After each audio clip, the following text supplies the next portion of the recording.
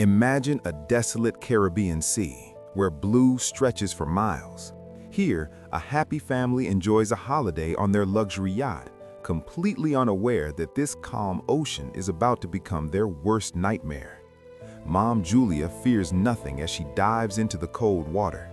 At first, it's peaceful. She swims calmly, but suddenly, she feels something strange in the depths, an unknown fear. Is her mind playing tricks? Or is something down there, watching her? Seconds pass, and that dread returns. This time, Julia's heart pounds against her ribs. Panicked, she starts swimming back to the yacht, but then something powerful grabs her leg and yanks her down. She screams, kicking wildly, "Help! Someone help me!" Water floods her mouth as she fights for her life. Her screams echo in the air, but no one hears. On the deck, her daughter Cassie is lost in her headphones, deaf to the horror outside. Husband Tom and son Ben are so focused on fishing, they don't even see the mother fighting death just yards away. Julia battles for air, but the salty water keeps choking her, silencing her cries. Finally, Tom snaps out of it. Where is Julia? The question rings in his head. He runs, scans the water, and his blood runs cold. His wife is drowning. Without wasting a second, he shouts to the kids, swings the yacht around, and speeds toward her. Driven by fear, he dives straight in to save her. Risking everything, Tom reaches Julia. He grabs her, pulling her toward the yacht. The terrified kids help haul them up. They are safe, but the fear lingers. Julia gasps for air, trying to convince herself, maybe it was a wave, maybe my mind played tricks. But her eyes tell the truth. She knows something was down there. Night falls. Pushing the fear aside, they celebrate Ben's birthday. Music, cake, laughter. Then Cassie's phone rings, a video call from her boyfriend. She takes the laptop outside, but what she sees isn't romantic. It looks like a horror movie. Above the city, massive, ominous black clouds are swirling. And then the screen freezes, the audio glitches, and the signal dies. Cassie runs to the family. Something is wrong. But Tom uses logic, says they are far from land, so the signal is weak. But this wasn't normal. Suddenly, a strange vibration hums through the air, a droning sound. They rush outside and freeze at the sight. Whales, dozens of them are surfacing, swimming frantically in every direction. Tom explains that whales follow magnetic fields. Maybe a storm is confusing them. But then, boom! The yacht shakes violently, as if hitting a rock. Ben falls. Tom worries about the hull. "I'm going down to check." This decision becomes the biggest risk of his life. He dives into the black water. Moments later, Tom breaks the surface, but he's not okay. His shoulder is gashed open, bleeding. Julia rushes to apply first aid. Terror fills Tom's eyes. He whispers, "Down there was something. I felt it. Something massive was right behind me. I looked back and hit the propeller, but that deep-sea monster, it's still there, and it's no ordinary fish." The situation is spiraling. The yacht is damaged, Tom is injured. Julia desperately radios, "Mayday!" but gets only static. Cassie waves her phone, no service. Suddenly, in the dark, Cassie screams. She sees a face staring at her. They panic, but it's just Ben in a mask. A bad prank at the worst time, nearly stopping their hearts. The joke ends when the yacht lights flicker and the engine dies completely. Now they're alone, adrift in the ocean, surrounded by darkness. Julia hears a voice on the radio, but it sounds less human and more ghostly, too distorted to understand. Tom calculates, only 4 days of rations left. The clock is ticking toward death. Suddenly, the radar goes beep, beep. Everyone looks up, and what they see is beyond belief. The sky is on fire. Those aren't meteors, they're fireballs plummeting toward Earth. Boom! Explosions rock the water. This isn't nature, it's technological destruction. Man-made satellites are crashing down. A burning satellite fragment crashes near them. Splash! A massive wave rises. Tom tries to start the engine, fingers trembling. It sputters but won't catch. Another explosion. The family clings to each other, thinking this is the end. Tom yells, "Those aren't meteors, those are satellites falling." Something catastrophic is happening globally. Ben screams, "Dad, smoke!" Smoke billows from the yacht. Tom checks, the engine is fried. The wind picks up, the storm is overhead. Everyone rushes inside. No one notices the compass spinning wildly. North, south, east, west, directions have vanished. The yacht is a toy in the waves. Ben falls again, and this time the injury is deep. Waves smash against the hull. Tom struggles outside for life jackets, nearly falling with every step. Darkness, the power cuts. Tom fumbles in the blackness to the breaker box and hits the switch. The lights return, and the first thing they see is Julia's face. Blood is pouring from her nose. The pressure is rising. Veins are bursting. Everyone is deteriorating. Julia is fading. Cassie is vomiting. Tom is still screaming into the radio. "Hello? Is anyone there?" The answer is a deafening, high-pitched whistle. Air pressure builds until glass doors shake. Julia tries to latch the door, but crash! The hatch blows open and the storm invades. In a last desperate hope, Tom shoots a red flare. Then silence, blackout. When they wake, the world has changed. It's morning sun, the family is alive, but when they look outside, the ground beneath them has shifted. The ocean is gone. Instead of water, there is only dry, barren land and rocks. Their yacht isn't floating, it's stranded on the seabed. How is this possible? Millions of years of water gone? Cassie checks her phone. Signal dead. Ben climbs down. It's just dry dirt and dead crabs. Tom checks the compass. The needle is flipped. The Earth's poles have shifted. This last happened 700,000 years ago, and it happened today. Cassie cries, fearing her boyfriend and the world she knew are gone. Now the fight is against thirst and hunger. Julia and Tom count the meager rations. In despair, Ben ties his birthday balloons not to the air, but to a rock, a signal for anyone alive. Tom keeps spinning the radio dial. And suddenly, a voice, a human voice. They have a connection. It's now a submarine captain. His voice trembles. He explains, "Listen, the Earth's magnetic field flipped. The ocean receded, but it's not forever. The water will return. And when it does, it will be a global tsunami wiping everything out. He has a submarine, but space is tight and resources are fading. Now warned, get to high ground or get to my sub. The water is coming back." Julia and Tom beg, "Please save our children." Tom calculates on the map. It's a 2 to 3 day trek across sand and rock. The decision is made. Rest tonight, and tomorrow morning, the race against death begins. Before starting, Tom spots movement, a lone man in the wasteland. He's limping, holding a harpoon, followed by a large barking dog. He doesn't look like a survivor, he looks like a predator. Tom, driven by humanity, approaches to offer water. The man mumbles, his language strange, intelligible. As he drinks, a devilish glint fills his eyes. Wham! He smashes the heavy bottle into Tom's head. Tom falls, the man kicks him viciously. Julia screams, trying to run, but it's too late. The man shows no mercy, driving the sharp harpoon straight through Tom's stomach. Blood sprays, and with one swift strike to the neck, Tom is gone. Now it's Julia's turn. The monster chases her, throwing the harpoon, slashing her shoulder. Groaning in pain, Julia rushes into the yacht. "Hide!" she screams at the kids. Doors are locked, but wood and locks won't stop this fear. Cassie and Ben cower in the sofa. Julia stands in the bathroom, knife in hand, holding her breath, waiting. Bam! Bam! The door shatters. The devil is inside. He calmly eats some food first, knowing his prey is nowhere to go. Then, sniffing like a hunter, he moves toward the bathroom.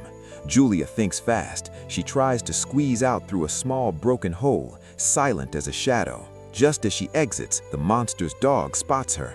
"Bark! Bark!" The dog attacks. Fighting for her life, Julia swings the knife. The dog goes down, but the noise summons the master. Seeing his dead dog, the man turns into a beast. Now there will be no mercy. Julia tries to re-enter the yacht from the other side, but he's already there. A brutal punch. Julia flies backward, hitting the floor. She grabs furniture to stand, but he kicks her like a rag doll. He steps on her wrist, forcing the knife out, grabs her hair, and slams her face into the ground. He's choking her. Julia's breath is fading, her eyes rolling back. The kids watch, unable to stay back. Cassie gathers courage, grabs the flare gun, and bang! A burning projectile hits the man's chest. Engulfed in flames, he screams. The yacht catches fire. Julia seizes the moment, kicks him down, grabs the essential map, and escapes the inferno with her children. Collapsing on the sand next to their father's body, Ben and Cassie break down. The tears won't stop. "We love you, Dad." Julia hugs them tight, but there is no time to mourn, because that burning devil is still alive. Like a zombie, he rises from the fire and stagger runs toward them. "Run!" Julia screams. The family sprints away, and behind them, boom! A massive explosion obliterates the yacht into pieces. Miles later, gasping for air, they stop near a dry waterfall. Cassie's mind is racing, guilt eating her alive, thinking her birthday balloons led that psycho to them. Ben sobs, "It's all my fault." Julia immediately steps up, comforting them. "No, this isn't our fault. It's just bad luck. We have to survive, for Dad." The path is brutal, and the landscape looks alien. Near a small puddle, Ben stops in shock. A hammerhead shark lying dead in the middle of a desert. Nature has completely flipped. But then Julia looks back. That shadow is returning. The man won't stop hunting them. "Move faster!" They run, tumbling down a sand dune, landing straight into a pile of toxic waste. Now they're walking on the ocean floor, surrounded by dead giant sea creatures and mountains of plastic bottles. The sun is becoming deadly. Ben stumbles. His throat is parched. Julia knows dehydration is a killer. She pulls out the water bottle from the bag, but shock. Ideally, it should be full, but it's empty, not a drop left. Cassie's face goes pale. The cap must have been loose. Julia's rage turns to rage. "Your carelessness is gonna kill us!" she screams. But Cassie has given up, shooting back. "What does it matter, Mom? We aren't making it out alive anyway. We're all gonna die." Hope is fading fast. Further ahead, they find a crashed plane. No way to fly it, but it's shelter. They'll spend the night here. In the dark, Julia finds something in Tom's jacket pocket, an old photo, the whole family. Cassie asks softly, "Mom, how did you and Dad meet?" Julia smiles through tears, taking them back to a beautiful past. When she was a nurse, Tom was a patient, and their world was perfect. Late at night, Cassie steps out of the plane. It's quiet, but suddenly, from the darkness, a bloody hand grabs her. The man is here, but this time, Julia is not the prey. She pounces on him from behind like a lioness. Knife in hand, revenge in her eyes. Slash, slash. She strikes again and again until the monster is silenced forever. Tonight, the fear ends. Next morning, the sun rises. The family stands over the man's corpse. But what is this?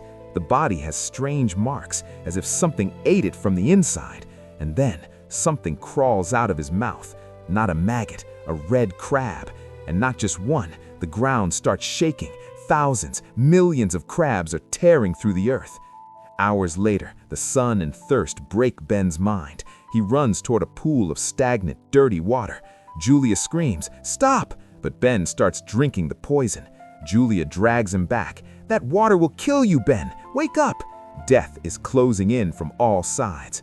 The sun is piercing. Ben is about to faint. They find some old chairs and build a makeshift shelter. Julia gives Ben the last of the medication, but there is no time to rest. A strange sound. Click, click. Julia looks out and her blood freezes. That Red Sea isn't water. It's a hunger-driven horde of crabs marching toward them. "Run!" The three sprint for their lives. Ahead, they see Hope, a massive cargo ship. 3 survivors are alive on deck. Julia begs for help, but humanity is dead. The crew leaves them outside and locks the container door. The flood of crabs arrives. Without thinking, Julia shoves the kids onto the container roof. But there's a hole in the container, and the crabs find a way in. Screams erupt from inside. The crew fires guns, but the crabs are countless. They're being eaten alive. The last man reaches for the roof hole, trying to escape, but the crabs drag him back into the darkness. Their selfishness became their tomb. Julia is injured. She wraps a bandage and passes out. When she wakes, a massive sandstorm surrounds her. The kids are gone. "Cassie! Ben!" she screams into the void. She grabs a metal rod from a dead woman and yells like a madwoman. Finally, through the storm, Cassie runs back and clings to her mother. They find Ben. He found an open container to wait out the storm, but Julia's wound is rotting. She takes out Tom's lighter. "Ah!" she screams as she cauterizes the wound with fire. The pain is unbearable, but she doesn't give up. The storm clears and luck turns. They find a container filled with thousands of water bottles. Life returns to their bodies. The radio crackles. "Mayday! Mayday!" Now answers. "The map is lost," Julia reports. Now's reply is terrifying. "Those aren't normal crabs, they're mutated arthropods. And listen, the water is coming back at tsunami speed. Hurry!" He shoots a flare into the sky to guide them. Now it's a race to death. They're exhausted walking. A broken toilet reminds them this was once a human world. The submarine is visible, just a little further, but the path isn't easy. They must cross a narrow, rocky pass. Suddenly, the ground shakes, rocks start falling. Julia pushes the kids. "Move!" Crash! Massive boulders fall, blocking the path. Now the kids are on one side, Julia on the other, a wall of stone between them. "You have to go!" Julia screams. Cassie cries, "Don't leave us, Mom!" Her heart is breaking, but stopping means death. "I promise, I will find you. Now go, get to the submarine." Weeping, the kids push forward towards the sub. The kids reach the submarine, but find the silence of death. Now lies outside, covered in blood. He's gone. Is it all over? No, the crabs are back. Cassie runs back to find her mother. And then, on the ridge, Julia appears, shotgun in hand. Boom! Boom! She's blasting the crabs away. Cassie reaches over the wall. Julia, ignoring the pain of her broken leg, starts climbing. 1, 2, 3 steps. She grabs the hand. Mother and daughter reunited. "Run!" Both sprint towards the submarine with everything they have left. Ben stands on the roof, firing a revolver at the crabs. They're swarming up the submarine. These are the final seconds. Julia provides cover fire with the shotgun. "Get in, fast!" The kids jump. Julia throws the gun and leaps inside. The hatch slams shut. Lock. Outside, crabs scratch furiously at the windows. And then, nature takes its revenge. Boom! The ocean returns. A massive wall of water slams into the submarine. Everything inside shakes violently. Julia buckles up and grips the kids' hands tight. The sub spins like a toy in the turbulence. The G-force floods Julia with memories. Tom, happiness, the storm. Cassie passes out. Then the same deafening noise and darkness. Peace, silence. Julia opens her eyes. They're alive. The kids are alive. With shaking hands, she unlocks the hatch. Fresh air rushes in. They climb out. The view has changed. The water is back. Their submarine is floating in the middle of a submerged city. The world has changed, but they won. They defeated death. This marks the end of the story. Don't forget to subscribe because more thrilling stories are coming soon.